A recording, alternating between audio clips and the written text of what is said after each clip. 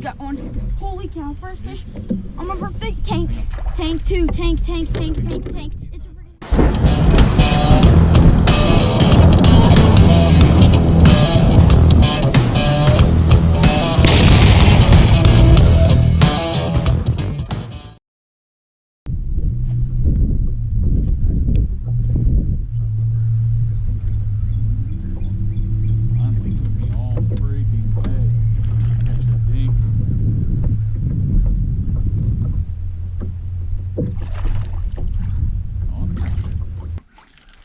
mine was bigger.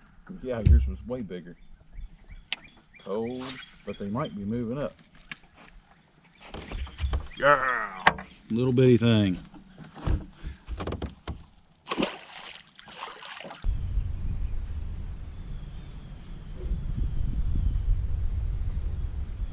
Got one.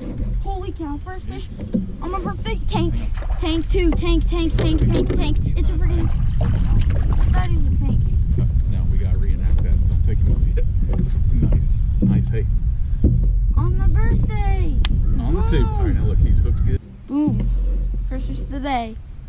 Little pound hopper.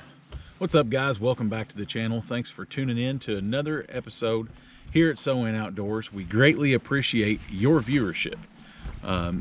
If you're new to the channel, hey, take a chance on us. Hit that subscribe button. It don't cost a thing, I promise.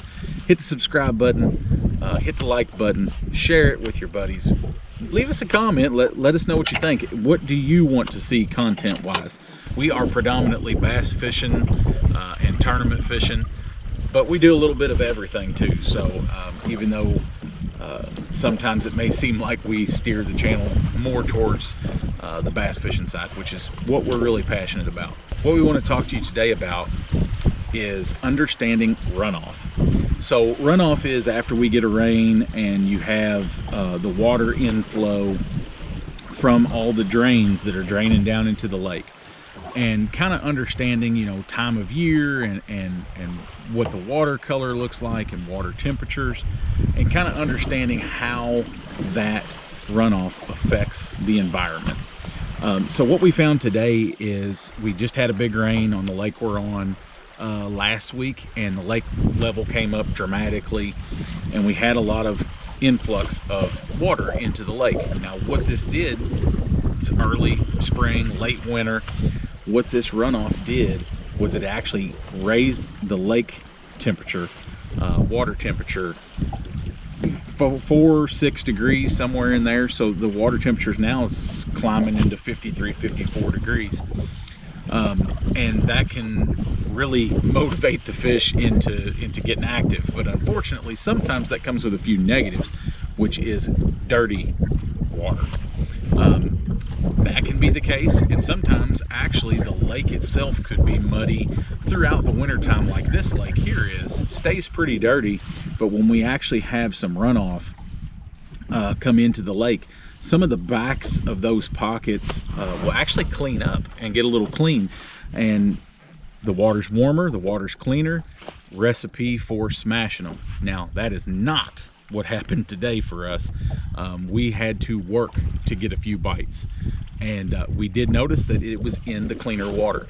So when you have that runoff, kind of look at it, say, hey, is this colder water coming in? Is this warmer water coming in? Is it cleaner? Is it dirtier? And you can formulate a game plan based on watching that runoff to kind of see, you know, how those fish may position. So we target those little drains, and when I say drain, a ditch, a gut, a cut, whatever you want to call it, depending on what part of the country you're from. So it's these little veins, little fingers that come out into the lake, and those fish use those cuts and those little drains throughout the winter and into the spring, and definitely before they spawn. So those fish will actually kind of live a lot of times down in those little cuts. And I've mentioned this in a past video when we were at Dale Hollow fishing for smallmouth. I'll tag that right here. So we're going to target that with this time of year. Water's warming up. We're going to target those areas with basically shad imitating baits. This is a BJ's custom baits. This is a new color we came out with called Cavern Crawl. Just a really cool looking color. really pops in that kind of off colored water. Not something I'd throw in super stained or super dirty water like what we've kind of faced today, but when you find those little pockets of cleaner water, this is a great color to throw. And then of course Lost River Lures spinnerbait double Indiana blades. This is a mainstay staple in my boat at all times. And then we back that up just flipping a tube or a crawl of some sort, dragging it on the bottom. So now why these areas become productive is not just based on water temperature and water color. It also has to do with the bait in the area. So if you can find a drain or a pocket that already has a lot of shad in it, and then the water cleans up in the back from some runoff and the water temperature rises and that bait gravitates towards it, the bass are going to be right behind them, guys, right behind them. So you'll be able to move in and fish those shad imitating baits and probably get some bites pretty quick. Then you're able to kind of run around the lake and look for those pockets that then have that same kind of runoff and cleaner spots. The next thing to remember is with this lake, as the water rises, then of course they're drawing it back down, that clean water is going to move, it's going to mix. So that clean pockets of water are not going to last very long, just a few days before they kind of mix in with all the other dirty water around them.